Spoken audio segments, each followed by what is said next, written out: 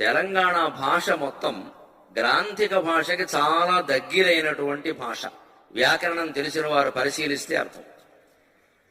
చేసిండ్రు అంటారు కదండి, చేసినారు అని పద్యాల్లో వాడుతున్నారు. చేసినారు అది సరిగ్గా కొంచెం నా కింద రావచ్చు వస్తే చేసినారు అయింది.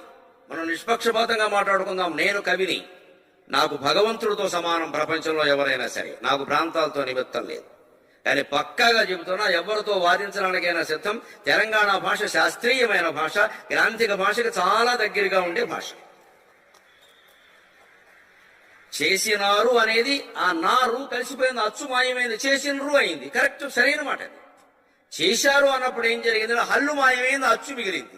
అచ్చు మాయమైతే ఒక భాష, హల్లు మాయమైతే ఒక భాష అవుతుందా? నుడికారాల్లో భేదం తప్ప. తెలంగాణ ప్రాంతంలో భాష గ్రాంథికంగానే ఇంకా ఉండడానికి కూడా కారణం ఏమిటంటే, దిక్కుమాలిన ఇంగ్లీషు భాష ప్రభావం అక్కడ చాలా తక్కువ. సర్కారు జిల్లాల్లో ప్రవేశించారు ఆంగ్లేయ దుర్మార్గులు, అక్కడ మొత్తం నాశనం చేసేశారు. నోరు ఇప్పితే ఈవేళ ఇంగ్లీషు తప్ప తెలుగు లేదు ఎక్కడ. అక్కడ ప్రవేశించారు, బందర్లోనూ అక్కడి నుంచి మొత్తం అంతా నేర్పేశారు అక్కడ. అందుకని అక్కడ పదాలన్నీ మారిపోయాయి, ఆచారాలు మారిపోయాయి. ఇక్కడ ఆ ప్రభావం లేకపోవడం వల్ల మరో మహానుభావుడు నిజాం వచ్చి ఇక్కడ చేయకూడని పని చేశాడు. వీళ్ళనే వదిలిపెట్టలేదు, ఎవడి మొగుడు వాడుకున్నాడు. మనం లోకు అయితే అందరం ఒకటే, తెలుగు వాళ్ళకి మొదటి నుంచి ఒకటే అలవాటు. అందరినీ తెచ్చి నెత్తి మీద రుద్దుకోవడమే. ఆంగ్లేయులు వాడు రుద్దుకుంటే నిజాం నవాబుని వీళ్ళు రుద్దుకున్నారు. బాగుపడింది మాత్రం ఏముంది? ఇప్పటికీ అంతే మనం చేసేదండి. తెలుగు భాష అక్కర్లా మనకి.